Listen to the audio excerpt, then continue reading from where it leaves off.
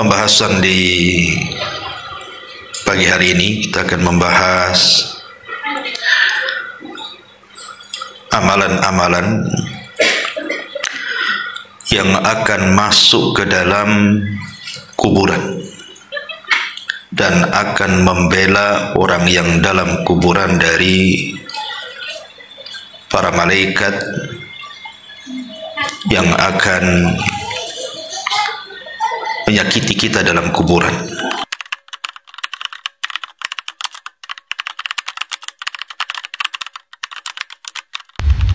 Bismillahirrahmanirrahim.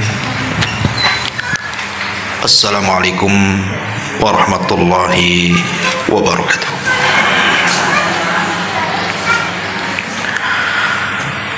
Alhamdulillah, alhamdulillahilladzi hadana wa kafana wa ja'alana minal muslimin. Asyhadu an la ilaha illallah wahdahu rabbi la syarika lah wa asyhadu anna Muhammadan abduhu wa rasuluhu alladzi la nabiyya ba'da, amma ba'd. Alhamdulillah, segala puja dan puji hanya milik Allah subhanahu wa ta'ala. Salawat dan juga salam tak henti-hentinya kita curahkan kepada baginda alam Nabi besar Muhammad sallallahu alaihi wasallam. Pembahasan di pagi hari ini kita akan membahas amalan-amalan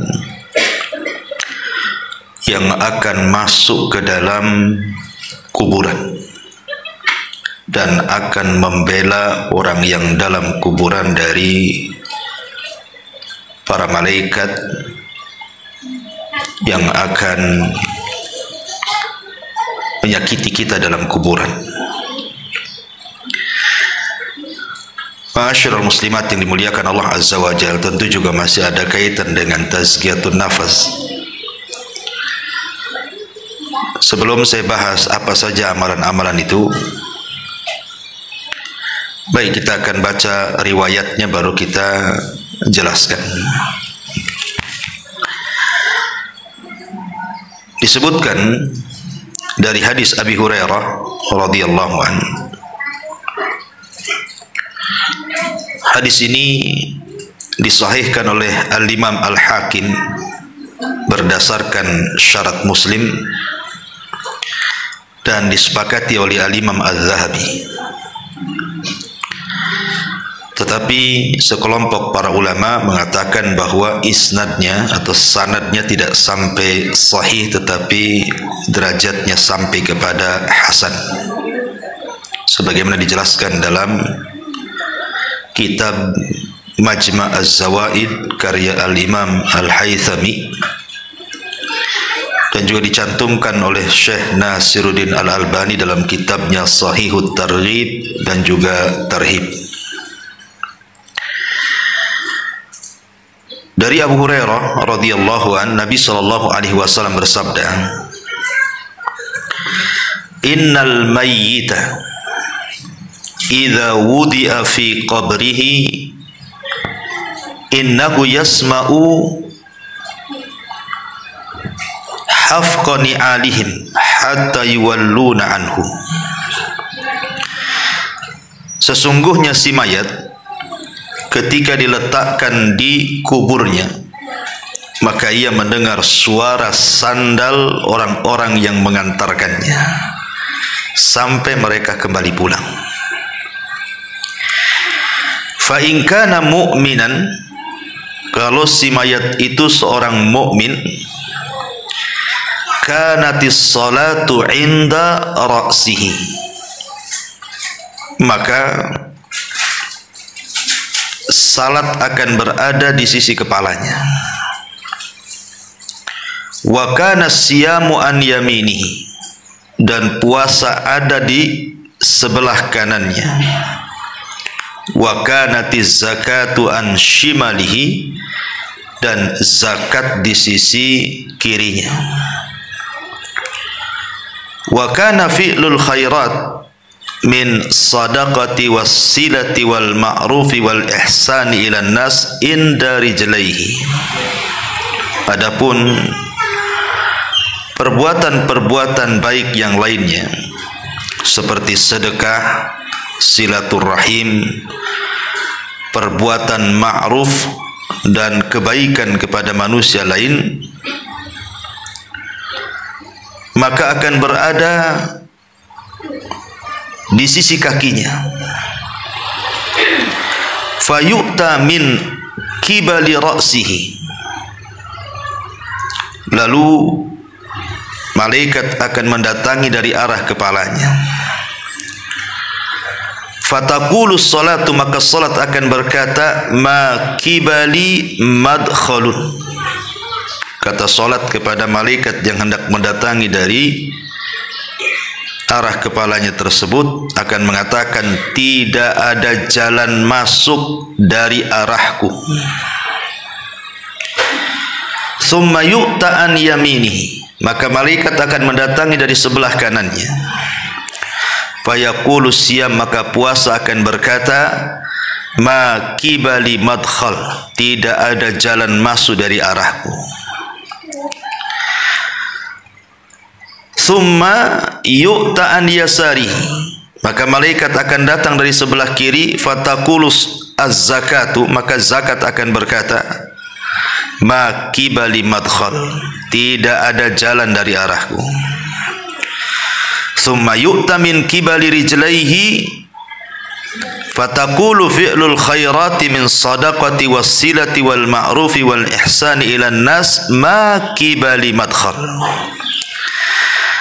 Maka ketika malaikat mengarah dari arah kedua kakinya, maka berkatalah amalan-amalan kebaikan dari sedekah, silaturahim, perbuatan yang ma'ruf, berbuat ihsan kepada manusia, tidak ada jalan dari arah kami. Fayuqalu lahu, maka dikatakan kepada si mayat itu, setelah malaikat ini tidak bisa mendatangi dari arah kanan, dari arah kiri, akhirnya kemudian si mayat disuruh untuk duduk. Ijlis, duduk kamu. Fayajlis, maka dia pun duduk.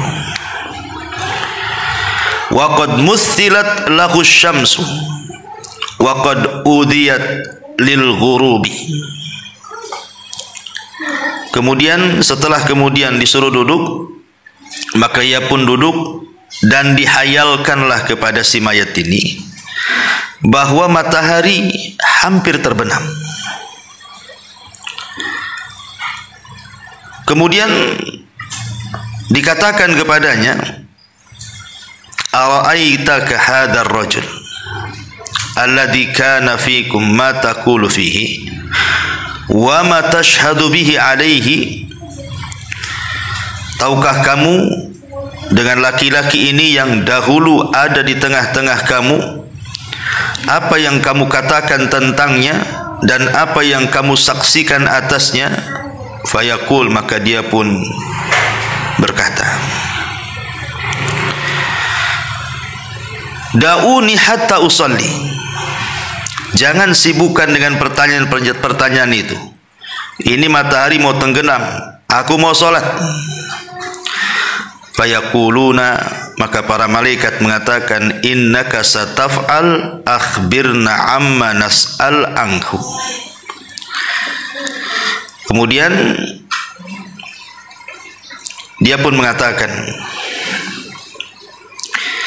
kamu akan melakukannya, tapi kabarkan dulu kepada kami apa pendapatmu tentang laki-laki itu dan apa yang kamu saksikan atasnya. Kemudian orang ini mengatakan, qala fayaqulu Muhammadun asyhadu annahu Rasulullah. Yang kau tanyakan itu maksudnya Muhammad, dan aku bersaksi dia adalah Rasulullah. Wa annahu jaa bil haqqi min indillah, dan dia datang dengan kebenaran min indillah, dari sisi Allah. Fayuqalu lahu, maka dikatakan kepadanya, ala dzalika hayyita wa ala dzalika mutta wa ala dzalika tub'atsu insyaallah. Kemudian dikatakan kepada si mayat ini, di atas hal itulah kamu hidup, di atas itulah kamu mati, dan di atas itu pula lah kamu akan dibangkitkan.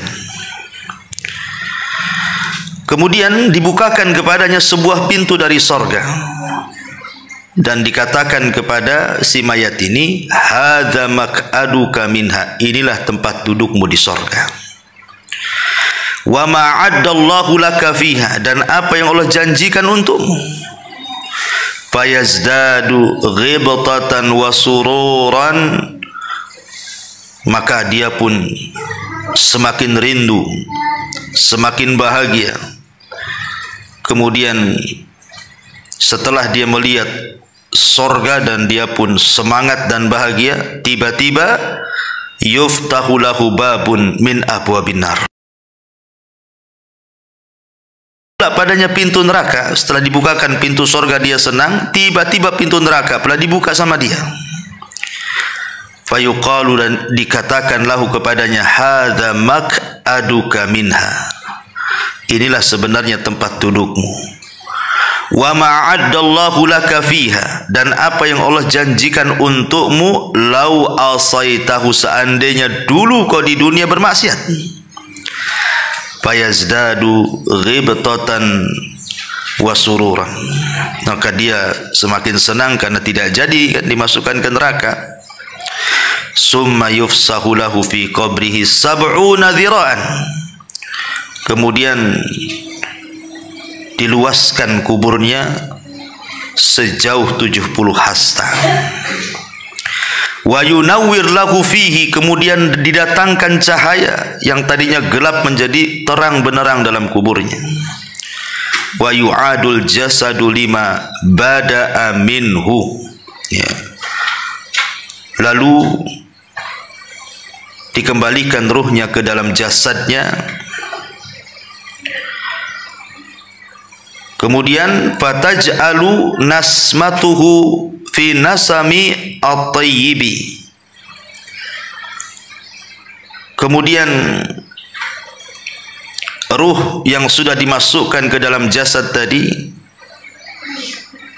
dalam rupa yang sangat baik, wahiyya tayrun ya'luqa fi syajaril jannah, yaitu seperti seekor burung yang bertengger di pohon-pohon sorga.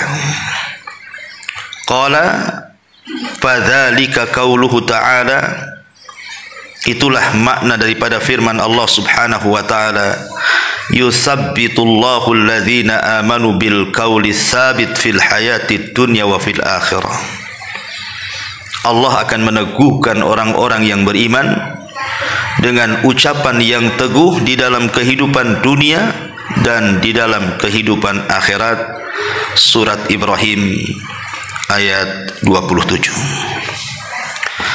Inilah teks hadis yang kita akan bahas di pagi hari ini.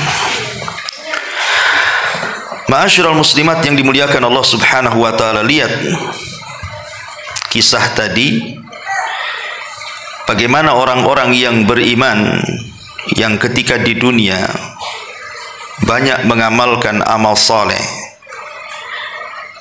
Dari amal-amal yang disebutkan dalam hadis ini, amal-amal itu akan masuk ke dalam kubur dan akan membelanya. Kita urut dari berdasarkan riwayat ini. Pertama, salat. Salat inilah yang akan membela kita di kubur kita.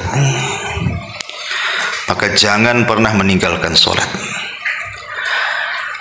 Kenapa kemudian permasalahan kubur itu harus seorang muslim itu lebih memperhatikan dengan sangat dalam? Karena Utsman bin Affan radhiyallahu anhu apabila diingatkan soal kubur itu langsung menangis, Bu. beda kalau diingatkan dengan akhirat, padahal ada neraka di situ. Tapi Utsman biasa-biasa saja. Sehingga dikatakan kepada Utsman ibn Affan radhiyallahu anhu, kenapa engkau apabila mendengar kisah-kisah tentang kuburan kau menangis? Tapi kalau diceritakan tentang akhirat kamu biasa-biasa saja. Maka Utsman ibn Affan radhiyallahu anhu mengatakan, celaka kalian. Bukankah kubur itu raudun min riyadil jannah au hufratun min hufarin nar? Bukankah kuburan itu bisa jadi taman yang menuju ke taman-taman sorga, atau boleh jadi dia adalah sebuah gua yang menakutkan yang akan menembus neraka? Itulah aku menangis. Makanya dari sini salah satu amalan yang sangat luar biasa bisa menyelamatkan kita di kuburan itu adalah solat, karena solat akan masuk ke dalam kuburan kita dan dia akan menjaga kepala kita. Jelas-jelas dia membela ketika malaikat akan datang kepada kita, dia pun membela kepala kita dan mengatakan, tidak ada jalan untukmu ke sini. Subhanallah, dari sini solat itu penyelamat. Kemudian yang kedua, solat itu adalah ibadah yang paling efektif untuk menggempur dosa. Dalam sebuah hadis Nabi SAW mengatakan, ara'aitum law anna nahran bi babi ahadikum yagtasilu minhu kulla yawmin 5 marrat hal yabqa min daranihi syai'un? Qalu la yabqa min daranihi syai'un. Faqala an-nabiy SAW, fadzalika mithlu as-salawatil khams yamhu Allahu bihinnal khataya, muttafaqun alaih. Kata Nabi SAW, bagaimana pendapatmu kalau engkau punya sungai di depan rumahmu itu dan engkau mandi 5 kali dalam sehari di sungai yang bersih, yang jernih itu? Bukankah aku akan bersih badanmu dari kotoran-kotoran, debu yang menempel di badanmu itu, atau daki-dakimu akan hilang?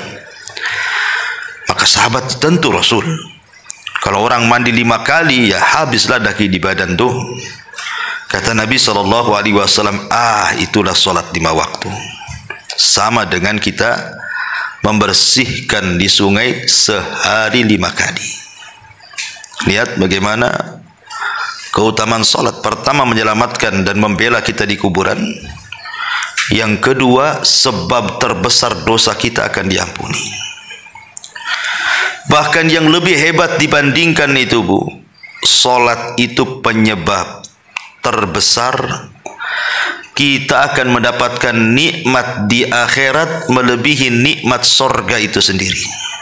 Sorga itu sudah nikmat, tapi ada yang lebih nikmat dibandingkan kenikmatan sorga. Apa itu? Ru'yatullahi azza wa jal. Kita akan melihat Allah. Maka siapa yang banyak solat, maka dia akan banyak melihat Allah. Terutama solat subuh dan solat asar, kalau kita senantiasa menjaganya. Dan itu berdasarkan hadis. Nabi SAW mengatakan dalam hadis yang dikeluarkan Bukhari Muslim dari Jarir ibn Abdullah al-Bajali, dia mengatakan, kunna julusan inda Rasulillah SAW, kami lo duduk-duduk di sisi Nabi. Idh nadhara ilal qamari lailatal badri, ketika itu Nabi melihat bulan yang sedang terang-terangnya karena waktu itu sedang purnama.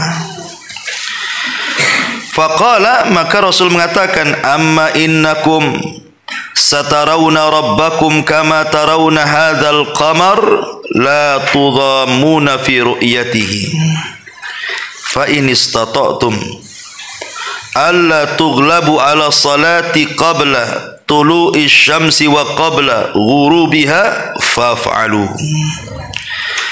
Adapun kalian akan melihat Rabb kalian, kata Rasul, seperti melihat bulan purnama malam ini. Engkau lihat bulan purnama itu, maka sahabat melihat bulan purnama. lah seperti itu engkau melihat Allah tidak berdesak-desakan sedikit pun. Maka kalau kalian ingin melihat Allah dan kalian bisa, maka lakukan. Syaratnya apa? Kalau kalian mampu untuk tidak terkalahkan dengan sebuah solat sebelum terbit matahari, maksudnya solat fajar, wa qabla ghurubiha, dan solat subuh, maka kata Rasul sallallahu alaihi wasallam, faf'alu, lakukan. Dari sini istinbat para ulama bahwa solat itu adalah sebab terbesar kita mendapatkan nikmat ru'yatullah, melihat Allah. Dan itu juga berdasarkan Al-Quran surah Al-Qiyamah dari ayat 22 sampai ayat 32. Wujuhu yawma idzin nadhirah ila rabbiha nadhirah wa wujuhu yawma idzin basirah tadunnu alla yaf'ala biha faqirah. Kalla idza balagatit taraqi wa qila man raq wa dhanna annahu al-firaq wal taffatis saqu bisaq ila rabbika yawma idzinil masaq fala saddaqa wa la shalla walakin kadzdzaba wa tawalla. Wajah-wajah orang yang beriman pada hari itu berseri-seri, kepada Tuhannya lah mereka melihat, dan wajah-wajah orang kafir pada hari itu muram.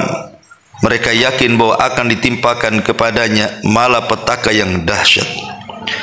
Sekali-kali jangan apabila napas seseorang telah mendesak sampai ke kerongkongan, lalu dikatakan kepadanya, siapakah yang dapat menyembuhkanmu? Dan dia yakin bahwa sesungguhnya itulah waktu perpisahan dengan dunia, dan bertautlah betis kiri dan betis kanan, kemudian Tuhanmu lah pada hari itu kamu dihalau. Karena ia tidak mau membenarkan Rasul dan juga Al-Quran, dan tidak mau mengerjakan solat, tetapi ia mendustakan Rasul dan berpaling dari kebenaran. Nah, di sini di ujung ayat, ketika orang-orang kafir mereka dihalangi dari melihat Allah karena mereka tidak solat, menunjukkan bahwa kalau seandainya dia masuk Islam dan dia solat, maka tidak ada terhalangi antara dia dengan wajah Allah subhanahu wa ta'ala. Ini cukup 3 perkara ini saja. Ini sudah rahasia di balik solat luar biasa, Bu. Pertama, solat itu penyelamat kita di kuburan. Yang kedua, solat itu penggugur dosa terbesar. Dan yang ketiga, solat itu sebab terbesar kita melihat wajah Allah subhanahu wa ta'ala. Ini yang pertama. Yang kedua, sodakoh. Sodakoh, dan di sini juga disebut zakat dulu, kemudian sedekah. Apa sih bedanya zakat dengan sedekah nih, Bu? Ya. Ma'asyiral muslimat yang dimuliakan Allah subhanahu wa ta'ala, tentu ada perbedaan antara zakat dengan sedekah, Bu, ya. Walaupun terkadang dalam Al-Quran itu mengistilahkan zakat dengan sedekah, seperti disebutkan dalam surat Taubah itu kan, Bu, di mana Allah subhanahu wa ta'ala mengatakan dalam ayat ke-60, innamas shadaqatu lil fuqara, dan seterusnya. Jadi Allah membahasakan zakat itu dengan sedekah. Tetapi sebenarnya ada perbedaan antara zakat, sedekah, dan juga infak. Ya, apa bedanya dari 3 kata yang sering kita dengar itu? Kita akan membahas apa perbedaan zakat dengan sedekah dulu. Zakat itu, Bu, itu diwajibkan Islam dengan benda-benda tertentu seperti emas, perak, pertanian, perdagangan, hewan ternak. Nah, itu khusus, itu berkaitan dengan itu zakat itu. Tapi kalau sedekah tidak mesti, ya, tidak mesti dengan yang sudah ditetapkan. Umpamanya kalau zakat ternak, ada unta, ada sapi, ada kambing. Kalau sedekah tidak perlu, boleh juga pakai ayam, kan gitu ya. Mentok, bebek, terserah, ya, lebih umum sedekah itu. Kemudian kalau zakat itu kan ditentukan tuh haul dan nisabnya, Bu, harus setahun, ya. Kemudian ada nisabnya. Kalau sedekah kan tidak ditentukan, harus setahun, dan tidak ditentukan kadar nisabnya juga, gitu ya. Kemudian yang ketiga, zakat itu diberikan kepada orang-orang tertentu yang disebutkan oleh surah At-Taubah 60 itu kan 8 asnaf. Tapi kalau sedekah sama orang kaya pun boleh. Ya, namanya sedekah, nolong, ya kan? Kemudian yang nomor 6, yang nomor 4, orang yang mati dan dia punya hutang zakat, Bu, maka ahli warisnya harus mengeluarkan dari harta warisannya. Kalau sedekah tidak. Ya. Kemudian yang nomor 5, orang yang tidak mau bayar zakat, Bu, itu akan diazab. Berdasarkan hadis yang ma'ruf kan, bagaimana azab orang yang meninggalkan zakat. Tapi kalau orang meninggalkan sedekah, walaupun dia sanggup sedekah, ya nggak mungkin diazab, karena kan sifatnya sunnah. Kalau zakat wajib gitu ya. Kemudian zakat ini berdasarkan madhab imam yang 4, ya, tidak boleh diberikan kepada keluarga yang merupakan usul ataupun furu. Usul itu maksudnya bapak ke atas, furu itu maksudnya anak ke bawah, cucu, cicit gitu ya. Kalau bapak ke atas kan bapak, kakek, buyut, dan begitu seterusnya. Itu zakat tidak boleh diberikan kepada mereka, karena memang kewajiban kita menafkahi mereka. Tapi kalau sedekah boleh, baik ke atas atau ke bawah. Kemudian juga yang nomor 7, zakat itu tidak boleh diberikan kepada orang kaya ataupun orang yang kuat bekerja. Tapi kalau sedekah boleh. Ya. Kemudian yang nomor 8, yang paling afdol pada masalah zakat ini, diambil dari orang kaya tempatan, kemudian disalurkan kepada orang miskin tempatan juga. Artinya jangan disalurkan keluar, itu yang paling afdol. Bahkan ada yang sampai ulama itu mengatakan tidak boleh dikirim zakat itu ke luar daerah gitu ya. Tapi kalau sedekah kan nggak ada khilaf, Bu. Mau ke orang dekat, mau ke orang jauh, boleh-boleh saja, nggak ada masalah. Ya. Kemudian zakat itu tidak boleh diberikan kepada orang kafir, tidak boleh diberikan kepada orang musyrik. Tapi kalau sedekah boleh, nggak ada masalah. Mungkin untuk melembutkan hatinya. Kemudian yang nomor 10, tidak boleh seorang muslim memberikan zakat kepada istrinya. Tidak boleh. Tetapi kalau sedekah boleh, ataupun sebaliknya. Ya, jadi inilah perbedaan zakat dengan sedekah. Tapi kalau infak ini lebih umum, Bu. Infak ini tidak mesti harus dengan barang gitu ya. Pokoknya infak ini lebih umum, masuk padanya wakaf, hibah, macam-macam, dia lebih umum lagi. Ya. Tapi ini bukan tempatnya kita jelaskan. Yang ingin saya jelaskan, kenapa kemudian di sini disebut zakat secara khusus, kemudian sedekah secara umum dalam hadis ini. Karena nanti zakat itu akan membela kita dari arah sebelah kanan. Ya, zakat itu dari sebelah kiri dulu ya, sebelah kiri dulu, nah sebelah kanan puasa. Jadi zakat itu akan berada di sebelah kiri kita. Lalu apa sih keistimewaan zakat kok dia bisa membela betul-betul kita ketika di kuburan itu? Yang pertama, Bu, karena zakat ataupun sedekahlah secara umum kan, karena Al-Quran juga sering mengistilahkan zakat itu dengan sedekah. Karena kalau kita lihat keutamaannya, sedekah ataupun di dalamnya ada zakat itu, dia adalah ibadah yang sangat tinggi sekali nilainya di hadapan Allah Subhanahu wa taala. Disebut dengan afdol al-amal, seafdol-afdolnya amal.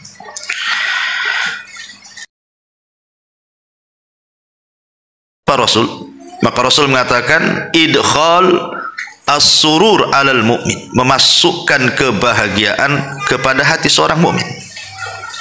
Dengan cara apa? Yaqdi anhu dainan, ikut membayarkan hutang. Dan membayar hutang bisa dari uang zakat. Ya, jadi ada saudara kita terlilit hutang, kemudian kita punya tanggungan zakat, maka kita zakatkan kepada orang yang terlilit hutang supaya bayar hutang. Kemudian yaqdi lahu hajah, ataupun kepada orang yang punya hajat, mungkin dia miskin, kelaparan, dan begitu seterusnya, sehingga butuh dibantu, zakat bisa disalurkan. Karena bagaimanapun orang-orang fakir dan miskin masuk dalam asnaf zakat, dan juga masuk dalam sedekah juga. Ya. Termasuk juga yanfusulahu kurbatan, bisa menghilangkan kurba, kesulitan. Intinya bahwa sedekah dan zakat ini seafdal-afdal amal. Yang kedua, bisa menghindarkan mara bahaya. Kata Nabi SAW, "Sana'iul ma'ruf taqi masari as-su' wal afat wal muhlikat." Jadi perbuatan-perbuatan bisa memalingkan kita dari perbuatan buruk atau kejadian buruk atau peristiwa yang akan menghancurkan, peristiwa yang akan mencelakakan. Kita bisa dihindar dari bala dan bencana gara-gara sedekah. Kenapa? Karena sedekah ini bisa menggugurkan atau meredam, ya, bahasanya meredam kemurkaan Allah Subhanahu wa taala. Ya. Termasuk juga orang yang bersedekah itu pahalanya dilipat gandakan. Pahala orang bersedekah itu lipat gandakan. Sampai Allah mengatakan dalam surah Al-Hadid ayat 18 itu kan, innal musaddiqina wal musaddiqati innal musaddiqina wal musaddiqati wa aqridullaha qardan hasana yudha'af lahum wa lahum ajrun karim. Ketika Allah mengatakan dan mereka wa aqradu menggadaikan dengan Allah Subhanahu wa taala dengan gadaian yang baik, maka akan dilipat gandakan tuh pahalanya dan bagi mereka pahala yang baik. Dan banyak lagi, karena seperti mampu menghapuskan dosa-dosa, ya jelas ya kan. Kemudian juga hartanya menjadi berkah dan bertambah. Kemudian juga bisa terjaga dari azab Allah, dan penyebab terbesar juga masuk surga. Kemudian juga sedekah sebagai dalil keimanan kita. Maka disebut sedekah itu dari kalimat sodaqah, membenarkan. Jadi ketika sedekah itu kalau kita tidak bersedekah padahal kita mampu sedekah, berarti dipertanyakan keimanannya, karena itu menunjukkan kejujuran iman seseorang sedekah itu. Ya. Termasuk juga sedekah ini juga adalah pintu-pintu terbukanya sebuah kebaikan. Macam-macam kebaikan itu banyak masuk dari pintu sedekah. Dan banyak lagi lah, karena sedekah ini seagung inilah, maka kenapa kemudian zakat ini akan membela kita di sebelah kiri kita. Kemudian yang ketiga, puasa. Puasa, ya. Ma'ruf puasa jelas keutamaannya, karena satu hari ibu berpuasa di jalan Allah Subhanahu wa taala, kata Nabi SAW, man shoma yauman fi sabilillah ba'adallahu wajhahu anin nari sab'ina kharifa, maka wajah ibu akan dijauhkan dari api neraka itu 70 tahun perjalanan. Sampai di mana nih kalau ibu jalan 70 tahun berhenti itu, Bu? Udah jauh tuh. Sejauh itulah wajah kita dijauhkan dari api neraka. Itu yang puasa sunnah, Bu. Umpamanya puasa Senin atau puasa Kamis, itulah pahalanya. Semana dengan puasa wajib. Ya. Kemudian juga puasa sendiri adalah rahasia kesabaran orang. Jadi di balik puasa itu ada rahasia kesabaran yang tidak ada dalam ibadah yang lain, Bu. Jadi ibadah puasa ini terkait dengan 3 kesabaran. Sabar dalam menjalankan ketaatan, sabar dalam menjauhkan kemaksiatan, dan sabar dalam menghadapi qada dan qadar. Adapun sabar menjalankan ketaatan, yang memang puasa harus sabar, kalau nggak batal lah, Bu. Ya kan? Kemudian yang kedua, sabar dari meninggalkan maksiat. Jangan sampai ketika berpuasa ibu gibah, habis puasanya, pahalanya percuma, lapar-lapar kan gitu. Ataupun sabar dalam menghadapi qada dan qadar, karena rasa lapar, rasa haus itu bagian dari takdir Allah. Kalau orang tidak makan lapar, kalau orang tidak minum haus, itu udah takdir, dan kita harus sabar di situ. Makanya ketika puasa mencakup 3 perkara ini, bahwa kandungan puasa ini luar biasa, karena dia adalah aplikasi atau perwujudan dari rasa sabar itu sendiri. Dan sabar ini adalah separuh sifat yang memasukkan kita ke surga. Kan ada 2 sifat kalau kita miliki, Bu. 2 sifat inilah penyumbang terbesar kita masuk surga. Pertama sabar, yang kedua syukur. Sabar akan musibah dan syukur akan nikmat. Orang kalau dihiasi dengan 2 sifat ini, inilah yang paling menonjol. 2 sifat orang itu sebab masuk surga. Jadi karena ada terkandung kesabaran puasa, dan pahala puasa, pahala orang sabar itu jelas dalam Quran. Innama yuwaffas sabiruna ajrahum bighairi hisab. Kami akan cukupkan orang-orang yang sabar itu tanpa hisab, menunjukkan bahwa puasa itu luar biasa. Ya, akan diberikan pahala yang berlipat ganda yang kita tidak tahu.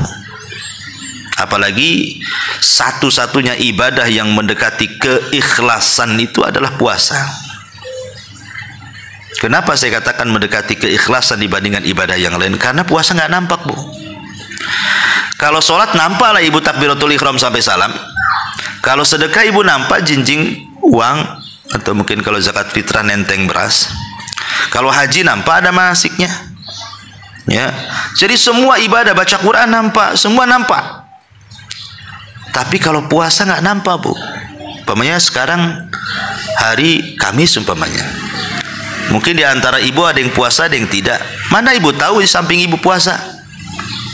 Tahu Ustaz, gimana caranya? Nih kami edarkan aqua gelas, tadi minum sama dia tuh. Jangan-jangan dia puasa tuh. Belum tentu. Jangan-jangan dia memang lagi nggak mood minum kan gitu ya.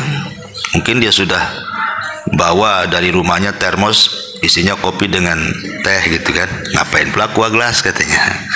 Jadi ya kita kan nggak tahu namanya. Nggak ada ciri-cirinya orang puasa tuh. Enggak ada Ustadz, tadi selama dibonceng dia ngeludah-ngeludah terus katanya. Itu lagi sariawan ibu, ya bukan lagi puasa. Jadi nggak bisa, gimana caranya? Kecuali ngaku. Orang puasa itu ngaku, baru dia tahu kita puasa. Minumlah, Afan lagi puasa. Itu kita baru tahu kalau dia ngomong begitu. Tapi kalau dia nggak ngomong, mana tahu dia puasa. Makanya saya katakan puasa itu ibadah yang dekat dengan keikhlasan.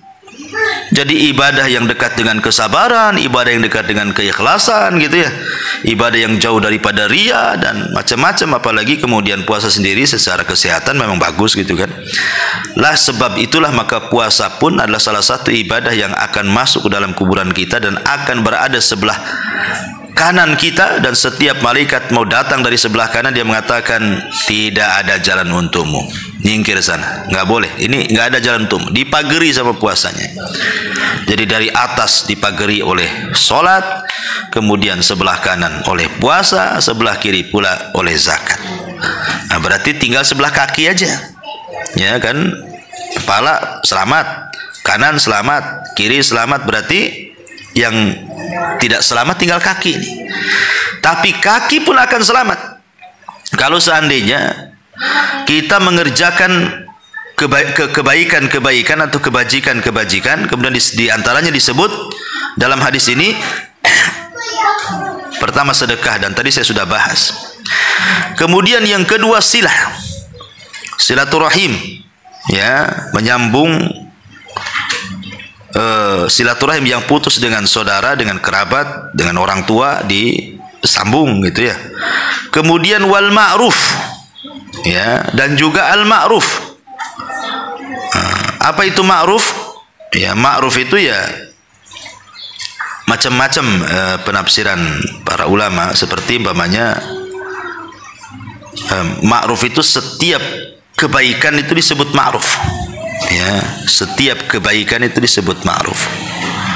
Umpamanya ibu senyum itu bagian daripada ma'ruf.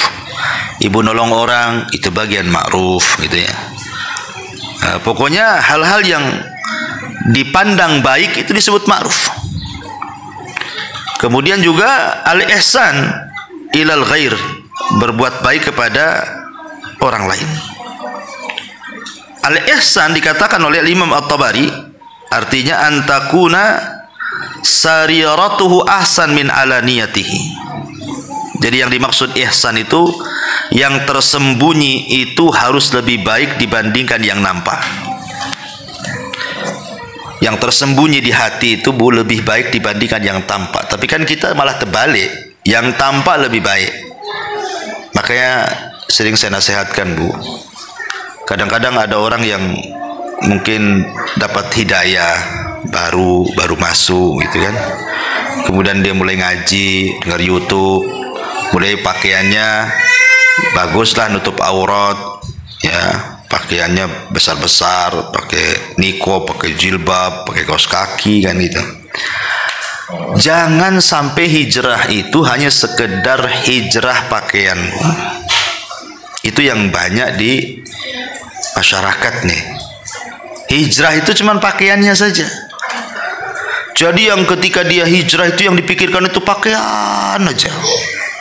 Ya, setiap pegang handphone, Bu, masuk ke Tokopedia itu, Bu, itu yang klik di pertama cadar. Keluar macam-macam cadar kan. Pakaian syar'i, keluar macam-macam. Itu aja ditengok tuh. Kemudian pikir nih, gimana belinya, di mana, gimana cara dapat duitnya. Harus dikumpulkan di setahun baru bisa nih.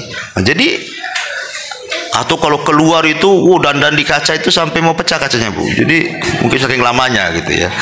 Itu kan takut mereng, takut ada binti, takut apa yang mau dilihatkan ibu aja pakai cadar kan gitu. Nah, ibu mau lihatkan pakaian kan, berarti di situ. Lah jangan sampai hijrah itu hanya di pakaian, jangan sampai itu nggak ihsan namanya. Karena ihsan itu disebut oleh Imam Tabari yang di dalam itu harus lebih baik dibandingkan yang di luar. Ya, karena banyak gitu ya, kok udah ngaji masih gibahnya lebih dahsyat dibandingkan ketika masih belum ngaji. Kenapa saya katakan lebih dahsyat? Karena kalau belum ngaji mungkin belum tahu ilmunya, Bu, belum tahu dosanya. Yang gibah aja dia kerjanya. Ini udah ngaji, udah tahu dosanya. Ustaz-ustaz pun udah sering, udah bolak-balik nasihati dari macam-macam ustaz, tetap aja gibah. Gibahnya beda, ya. Kalau di masyarakat ya gibahnya ya umum lah. Biasanya gibah tetangga kalau baru beli motor, beli mobil, bisa bangun rumah, ada tamu, kok itu mulai itu digibahin itu. Tapi kalau udah ngaji, ya itu juga bagian gibah. Tapi biasanya gibahnya lain. Ya gibahnya agak syar'i lah. Nggak ada gibah syar'i itu ya. Ya gibah ya dosa lah. Nah, cuman yang digibah ya sesama umahat yang sudah ngaji, sampai ke ustadznya digibahi kan itu ya. Jadi kena semua. Gibah masalah dilarang, jangan ngaji ke sana. Itu saya dengar Ustadz Anu itu gini, ustadznya yang kena. Ya, itu kan gibah, Bu. Nah, jadi beda hukum itu. Lebih parah lagi orang ngaji gibahnya. Karena dia tahu hukum masalahnya. Jadi saya nasihatkan, Bu, kalau bisa hijrah ya hijrah. Mendingan hijrah hatinya daripada pakaiannya. Daripada hijrah pakaian, hatinya tak pula tak hijrah, masih kotor, masih penuh hasad, dengki, dan begitu seterusnya. Karena itu belum sampai ke taraf ihsan namanya. Nah, ihsan juga disebutkan dalam sebuah riwayat dari Musnad Abi Hanifah rahimahullahu taala. Dia mengatakan qala al-ihsan an ta'mala lillah. Tiap yang kita beramal ditujukan kepada Allah, itulah ihsan. Dan dalam riwayat Muslim, antahsyallaha ka'annaka tarahu fa innaka illam takun tarahu fa innahu yara. Jadi ihsan itu seolah-olah kau takut kepada Allah. Kalaupun tidak bisa, maka yakinlah Allah melihat kita. Ya. Intinya bahwa ihsan itu kalau diterjemahkan adalah kebaikan. Dan kebaikan itu sering saya ulang-ulang, Bu. Ya, jangan meremehkan sekecil apapun kebaikan. Walaupun kecil. Jangan. Karena kecil ini terkadang bisa menyelamatkan orang dari neraka dan dimasukkan ke surga, Bu. Sampai-sampai Rasul mengatakan fattaqun nar walau bisyikit tamrah. Takutlah akan neraka walaupun kau sedekah dengan separuh biji kurma. Separuh kurma itu mana mengenyangkan, Bu? Tapi Rasul mengatakan seperti itu. Karena nanti pada hari kiamat itu ada orang-orang, Bu, diletakkan di tempat yang paling tinggi di antara sorga dan neraka, yang disebut dengan Ashabul A'raf. Ashabul A'raf itu diletakkan di tempat yang tinggi sekali. Kalau dia memandang sorga, pengenlah dia masuk sorga. Kalau dia memandang neraka, nampaklah kawan-kawan dia yang bejat-bejat itu di neraka. Dia pun mencaci maki orang-orang yang masuk neraka, kemudian dia pun takut kok dimasukkan ke dalam neraka. Kenapa coba Ashabul A'raf itu kok diletakkan di tengah-tengah gitu? Padahal kebaikannya banyak, Bu. Harusnya kan dia masuk sorga. Rupanya yang menghalangi dia masuk sorga karena kejahatannya sama dengan kebaikannya. 50-50, 50%, 50%. Sehingga dia tidak masuk sorga karena kejahatannya 50%, tidak bisa dimasukkan ke neraka karena ada kebaikan 50%. Coba kalau seandainya dari 50% yang ia punya dari kebaikan itu, mungkin ditambahlah dengan cara tadi infak walaupun separuh kurma. Karena ada nambah poin, Bu. Oke lah, nambah poin 1. Atau dengan 1 rakaat sholat witir, atau 1 ayat dalam Quran. Tentukan dari yang tadinya 50% ke 50%, anggaplah kebaikannya tambah 1, 51% kebaikannya, dan keburukannya 49%, yakin masuk surga, Bu. Tapi sebaliknya, kalau angka 1 itu dipindah ke keburukan, kebaikannya 49%, kemudian keburukannya 51%. Wah, itu dipastikan masuk neraka, Bu. Karena manusia itu terbagi menjadi 3 kelompok. Kelompok yang pertama yang berat timbangannya, walaupun hanya 1%, direct masuk surga, nggak ada cerita neraka. Kedua, orang yang berat timbangan buruknya, direct masuk neraka. Ya tentu tergantung amalannya, apakah dia lama atau tidak neraka. Kemudian yang ketiga, yang tengah-tengah, kebaikan dan keburukannya sama, itulah Ashabul A'raf. Jadi jangan sampai dalam sehari ini kita tidak berbuat baik. Ya, mungkin berbuat baik itu kan maksudnya baik kepada diri sendiri, kepada orang lain, atau kepada Allah. Banyak kok caranya kok. Kita bisa mendapatkan pahala dalam 1 hari itu. Jangan 1 hari 1 detik pun itu bisa ibu bisa dapat pahala. Zikir aja lah. Subhanallah, nggak sampai 1 detik dapat pahala. Ya, jadi jangan sampai remehkan, kata Rasul, la tahqiranna minal ma'rufi syai'an walau antal wajhaka biwajhin talqin. Jangan remehkan sekecil apapun kebaikan, hatta walaupun hanya sekedar melemparkan senyum kepada saudaramu. Wallahu a'lam. Inilah tema kita. Taib, sebelum saya tutup, kita buat tanya jawab.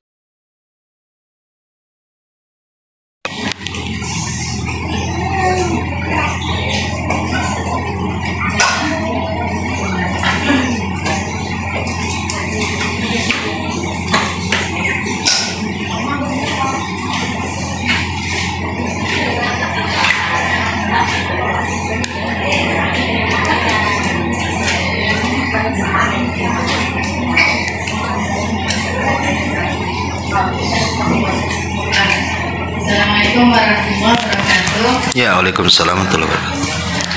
Ini tentang Ashabul A'raf tadi, Apa tadi, Ustazah? Iya, gimana? Itu kan diletakkan di tempat yang tertinggi, itu yang sama berarti saja. Iya. Jadi itu apakah selamanya di situ atau bagaimana saja? Iya, Ashabul A'raf itu sebagian ulama menjelaskan bahwa mereka orang yang terakhir dihisab. Mereka adalah orang yang terakhir dihisab. Jadi orang itu dihisab semua, dia pula yang terakhir itu. Tetapi ujung-ujungnya Ashabul A'raf masuk surga juga dengan syafaat. Ya, tapi kan dia harus tunggu di situ lama. Karena nunggu orang dihisab satu-satu, baru yang terakhir mereka kan.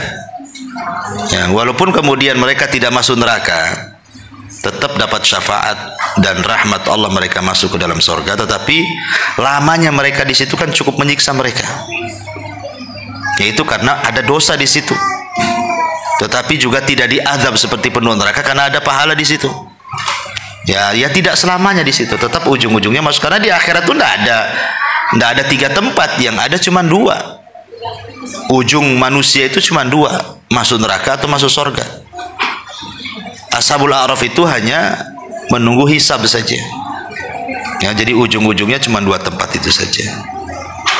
Wallahu a'lam. Oh iya.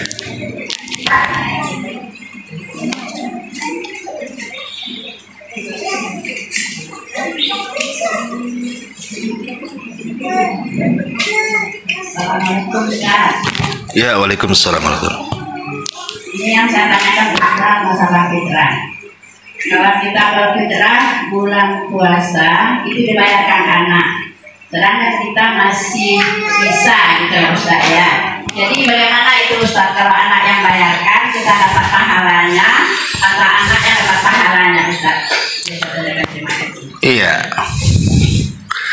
Ya, kalau memang ibu sanggup, sebaiknya tidak usah dibayarkan anak.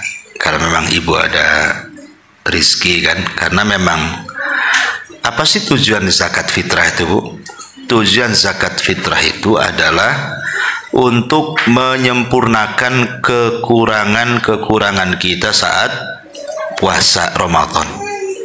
Ya, kita tidak tahu lagi puasa, mungkin kita ini gibain orang, ya kan? Mungkin kita dusta, mungkin kita jelekin orang, rendahin orang, kan kita tidak tahu, Bu. Sama dengan sholat, kadang khusyuk, kadang tidak, kadang melamun, ya kan? Sholat kan gitu juga, Bu. Lah sholat rawatib itu bisa nembel kekurangan sholat wajib. Lah zakat fitrah itu untuk menembel kekurangan ibu puasa selama Ramadan. Jadi dikurangi dengan, disempurnakan dengan zakat fitrah itu. Karena itu untuk membersihkan orang yang berpuasa. Itu salah satunya fungsinya, karena banyak fungsi yang lain kan. Cuman ini salah satu fungsi yang berdasarkan nas hadis seperti itu. Tuhratun lis-shaimin, untuk membersihkan orang-orang yang berpuasa. Sehingga kalau bisa jangan difitrahkan orang. Kalau kita sanggup, ya fitrahkan diri sendiri saja. Nah, tapi kalau seandainya anak itu memberikan uang kepada ibu untuk zakat fitrah gitu ya, artinya diterima dulu sebagai pemberian anak, bahwa uang itu adalah sudah jadi hak milik ibu. Nah, dengan uang itu ibu bisa belikan beras, ya tidak ada masalah seperti itu. Jadi anak ingin berbuat baik, dia ngasih uang sama orang tuanya. Nah, uang yang dari anak itu kan sudah milik ibu tuh, bukan milik orang anaknya lagi, ya dibelikan. Nah, tapi kalau memang ibu kasihan anaknya juga masih susah gitu ya, dan ibu sanggup, ya bayar sendiri aja lah zakat fitrah, itu lebih afdal. Ya, wallahu a'lam. Iya. Mohon dijelaskan tentang amalan yang membuat orang bisa masuk surga tanpa hisab. Kemudiannya bagaimana kita berdoa bisa dimasukkan dalam keadaan sakit. Maksudnya gimana? Amalan-amalan yang bisa seseorang itu bebas dari hisab gitu. Oh. Terus yang keduanya doa atau amalan yang bisa kita mati dalam keadaan sempit. Husnul khotimah. Wa iya. Ya, alhamdulillah. Salatu wassalamu ala Rasulillah. Amma ba'du. Ada sebuah hadis yang ma'ruf ya, ketika Nabi sallallahu alaihi wasallam diperlihatkan umatnya pada hari kiamat. Jadi ada di antara umatnya itu 70.000 yang masuk surga tanpa hisab dan adab. Nah, salah satunya kemudian Nabi SAW menjelaskan itu maksudnya siapa sih kelompok ini. Maka Rasul SAW menyebutkan 4 sifat. Ya, 4 sifat. Pertama, alladzina la yastarqun. orang-orang yang tidak minta diruqyah. Sebenarnya minta diruqyah boleh, ya, kalau memang mendesak, kata Syekh bin Baz, kalau tidak salah. Kalau memang tidak ada cara lain pengobatan, maka ruqyah itu sebagai alternatif terakhir, gitu maksudnya. Maka itu tidak mempengaruhi, tidak terkeluar dari 70 orang yang masuk surga tanpa azab dan hisab. Tapi kalau sebenarnya obat lain banyak, ataupun dia pun bisa meruqyah diri sendiri, ngapain Pak orang lain meruqyah dia, kan gitu ya. Nah, maka ketika kita ada alternatif yang lain, sedikit-sedikit minta ruqyah, ya itulah yang terkeluar dari orang-orang yang tanpa hisab dan azab. Kemudian yang kedua, wala yaktawun, orang yang menggunakan besi-besi panas dijadikan pengobatan. Kenapa? Karena ini mengurangi tauhid. Sama dengan ruqyah, minta ruqyah mengurangi tauhid, karena takut ada ketergantungan hatinya dengan si peruqyah, bukan dengan Allah. Ataupun orang yang berobat dengan besi yang disundut itu, dengan besi panas, takut timbul rasa takut yang berlebihan, sehingga dia takut kepada besi bara api dibandingkan takut dia kepada Allah Subhanahu wa taala. Ya. Kemudian kata Nabi SAW, anggap sial, barang, benda, binatang, mimpi, itu karena mengurangi tauhid juga. Dan yang terakhir, wa ala rabbihim yatawakkalun, dan kepada Rabbnya mereka pun bertawakal kepada Allah Azza wa Jalla. Memang ini agak berat, Bu. Ya, berat, ya. Tawakal itu bukan perkara yang mudah, memang berat sekali, karena itu kan menyandarkan hati kepada Allah. Terkadang ketika kita ini diuji oleh musibah saja, kadang-kadang hati kita ini bisa berubah, ya. Nggak susah untuk tawakal kepada Allah tuh. Baru diuji sedikit saja kita tawakalnya kepada makhluk, ya, kadang-kadang seperti itu. Tapi kalau orang bisa melalui 4 perkara ini, ya insya Allah berdasarkan sabda Nabi dia akan masuk surga tanpa hisab dan azab. Termasuk juga para mujahidin, ya, orang-orang yang berjihad di jalan Allah Subhanahu wa taala. Ya, tetapi apakah orang yang mati syahid itu juga harus mati di medan tempur? Tidak. Niat ingin mati syahid aja, kalau meninggal di rumahnya sudah dianggap mati syahid. Ya. Ya, intinya, Bu, banyak-banyak berdoa, minta kepada Allah agar diwafatkan kelak tanpa hisab dan azab. Ya. Ini yang pertama, pendek-pendek aja. Yang kedua tadi, penyelamat apa tadi?